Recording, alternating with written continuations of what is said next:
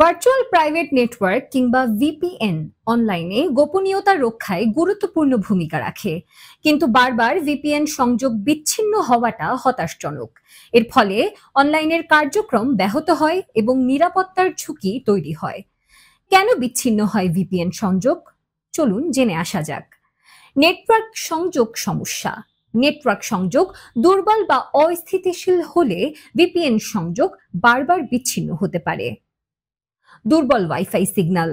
VPN ব্যবহার করা ডিভাইসটি ওয়াইফাই রাউটার থেকে অনেক দূরে থাকলে কিংবা পথে বাধা যেমন দেয়াল বা ইলেকট্রিক ডিভাইস থাকলে নেটওয়ার্ক দুর্বল হয়ে পড়ে, ফলে বিচ্ছিন্ন ঘটে ভিপিএন সংযোগের। আইএসপি সীমাবদ্ধতা। ইন্টারনেট পরিষেবা প্রদানকারী কিছু আইএসপি ব্যান্ডউইথ সীমিত বা হ্রাস করতে পারে। এই ক্ষেত্রে ডিভাইস লিমিটেশন সেট করা থাকে, যাতে নির্দিষ্ট একটি সীমায় পৌঁছানোর পর ভিপিএন সংযোগ বিচ্ছিন্ন হয়ে যায়। শেয়ার করা নেটওয়ার্ক এবং ব্যান্ডউইথ সমস্যা।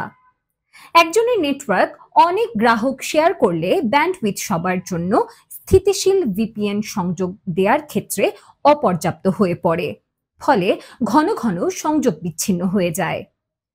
ঘন ঘন ভিপিএন সংযোগ বিচ্ছিন্ন রোধ করতে রয়েছে কিছু সমাধান।